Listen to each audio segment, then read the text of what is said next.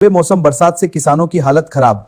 रबी और खरीफ दोनों के साथ हो गई। क्या बेमौसम बरसात से किसानों की हालत खराब? तो दयनीय स्थिति से गुजरने के साथ किसानों के हित में आपने क्या कौन कौन से कदम उठाए हैं? बर्बाद हुई है। इसी तारतम्य में अपन जानते हैं, आज ले चलते हैं आपको धार जिले के तिलगरा गांव में। बिल्कुल खराब हो गए। बैंक से लोन ले रखा है, कर्जा ले रखा है बैंक से, अब कैसे भरेंगे बैंक? कल जो वृष्टि हुई है, असमय वृष्टि, इसमें बहुत सारा नुकसान हुआ है। मेरा गाँव जो था वो पूरा गिर गया है। आप देख रहे हैं एमपी नेशनल न्यूज 24, देश का बढ़ता न्यूज नेटवर्क। बारिश बने आफत, 14 मिलीमीटर बरसात में तापमान गिरा, तेज हवाओं से गेहूं की फसल तबाह, लाखों किसानों को करोड़ों का नुकसान। नमस्कार, इस वक्त आप देख रहे हैं एमपी नेशनल न्यूज 24 और मैं हूं आपके साथ दौलत पाटीदार। प्रदेश के रतलाम, धार, झाबुआ जिले में गुरुवार रात से शुरू हुआ बारिश का सिलसिला शुक्रवार को पूरे दिन जारी रहा। कभी तेज तो कभी हल्की बारिश ने जनजीवन और खेती दोनों को बुरी तरह प्रभावित किया है। दिन भर में लगभग 14 मिलीमीटर यानी लगभग आधा इंच बारिश दर्ज की गई। इस बारिश के चलते अधिकतम तापमान 7.8 डिग्री सेल्सियस की गिरावट आई है और पारा 21.2 डिग्री पर पहुंच गया।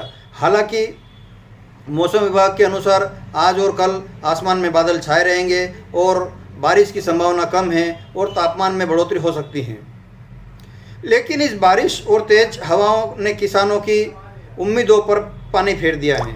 बदनावर, पेटलावद, रतलाम क्षेत्र में तेज हवाओं के कारण और गेहूं की फसल आड़ी हो गई है। खेतों की खड़ी फसल जमीन पर पूरी तरह बिछ गई है, जिससे उत्पादन पर गंभीर असर पड़ा है और किसान ने अनेक गांवों में फसलों को भारी नुकसान हुआ है। यदि खेती में नमी रही तो गेहूं की क्वालिटी बिल्कुल ख़राब हो सकती है और मंडियों में गेहूं के भाव भी नहीं मिलने की स्थिति बन जाएगी। किसानों का कहना है कि आसमान से बरसी यह ठंडी आग उनकी ज़िंदगी पर भारी पड़ गई हैं। कहीं कहीं परिवार के अरमान भी राख में बदल गए। लाखों किसानों के करोड़ों रुपए का अनाज आज दांव पे लग चुका है। आइए देखते हैं नारद न्यूज़ की ग्राउंड फोकस रिपोर्ट पर एक नज़र। साथ आज हम रतलाम जिले के श्री सरदार पटेल सेना के समक्ष उपस्थित हुए हैं। इनसे जानते हैं कि इनकी किसानों के प्रति क्या भावना है और कौन कौन से नुकसान हुए, और अगर नुकसान हुए हैं तो प्रशासन के लिए इन्होंने क्या कौन कौन सी बातें कही है और उस प्रशासन के साथ मिलकर किसानों को क्या क्या हित की बातें कही है।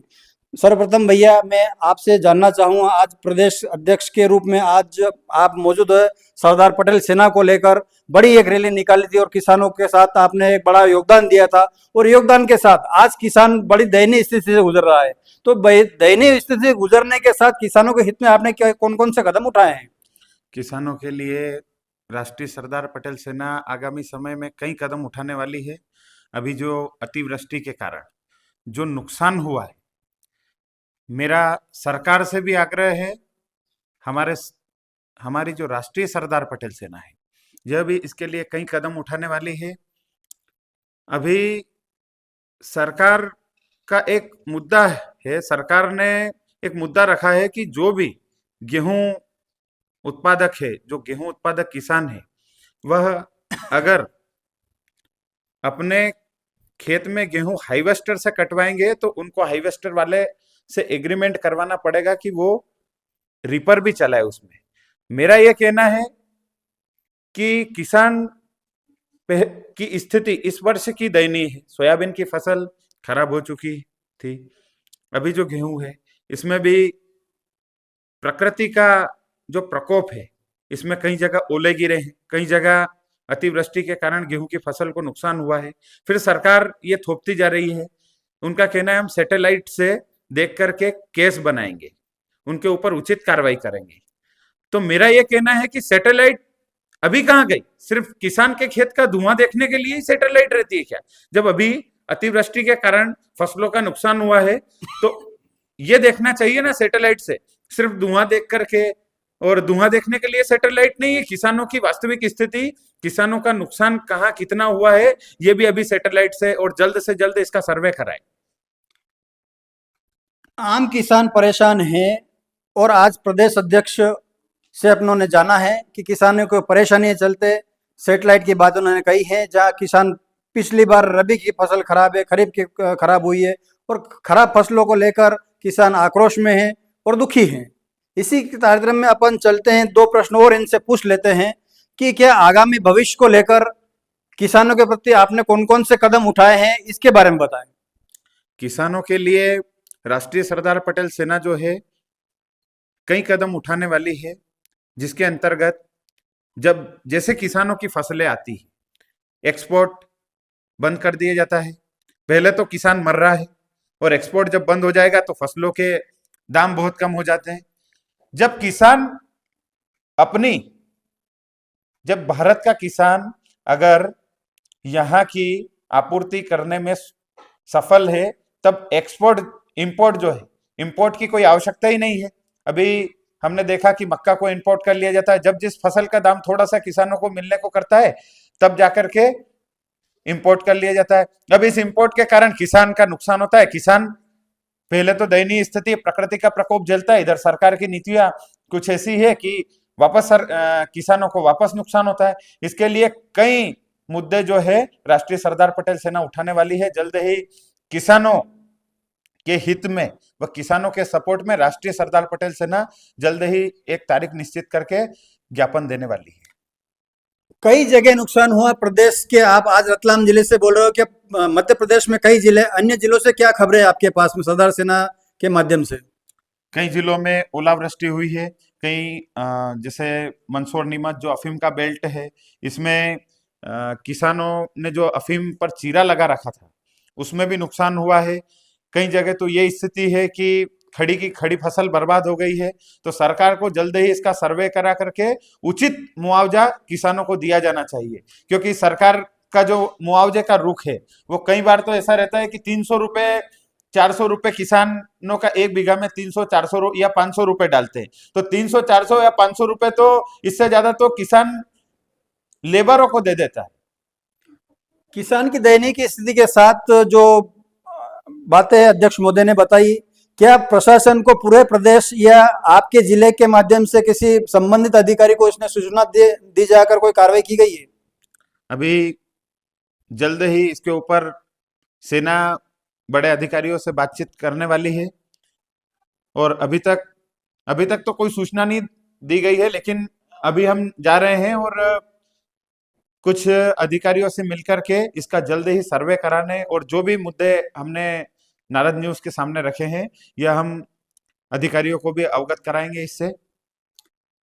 अध्यक्ष महोदय ने अपनी बातें बताई और किसानों के दयनीय स्थिति बारे में बताते हुए आज मैं नारद न्यूज 24 दौलत पाटीदार, जिला रतलाम, मध्य प्रदेश से चर्चा करेंगे रतलाम जिले की किसान की। आज हम उपस्थित हैं रतलाम के कुआजगर गांव में।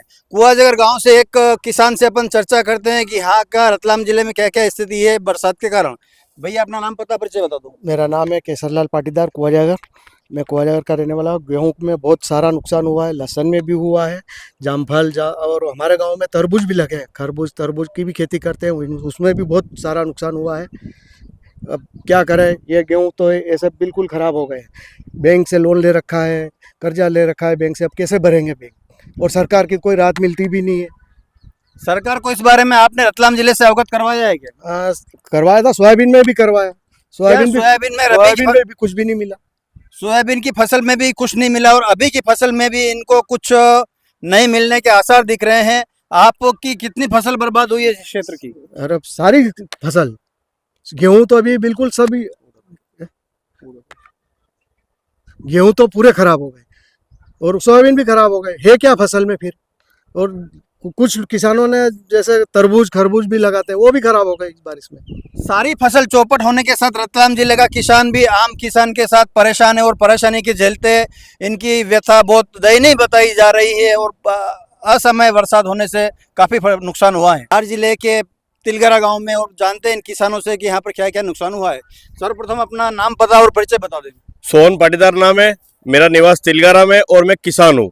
आज आप किसान हो, किसान के क्षेत्र में आज कितना इस पानी से बरसात से नुकसान हुआ इसके बारे में अवगत करवाएं। भाई साहब, फायदा तो हमें 1% हुआ है पर नुकसान हमें 99% हुआ है। कौन कौन सी फसल लेके चौपट हुई और किसानों की क्या हालत बनी हुई है अभी? मूलतः गेहूं की फसल, जो किसान 90 दिनों तक दिन रात मेहनत करता है, दिन में बिजली न मिलने के कारण रात में उसकी सिंचाई करता है, ठंड से ठिठुरता है और आखिरी में उसे शून्य मिलता है। जो आपके सामने ही है, हमारी गेहूं की फसल खराब हो गई। और स्ट्रॉबेरी स्ट्रॉबेरी की फसल भी मेरे गांव में लगी हुई है, तो स्ट्रॉबेरी इस पानी से स्ट्रॉबेरी भी उसमें भी काफी नुकसान हुआ है। काफी नुकसान होने के साथ आज आप धार जिले में हम आए अपनी टीम के साथ। आपने प्रशासन को अवगत करवाया क्या? पटवारी तहसीलदार और प्रशासन की ओर से आपको कोई राहत मिलने वाली, ऐसा कुछ जानने में जानकारी दे। अभी तक तो ऐसा कुछ भी नहीं हुआ है, पर हो सकता है आपके माध्यम से उन तक बात पहुंचे, किसान की पीड़ा पहुंचे और वो सर्वे करवाए और उचित मुआवजा मेरे गांव के किसानों को, मेरे क्षेत्र के किसानों को उचित मुआवजा मिले।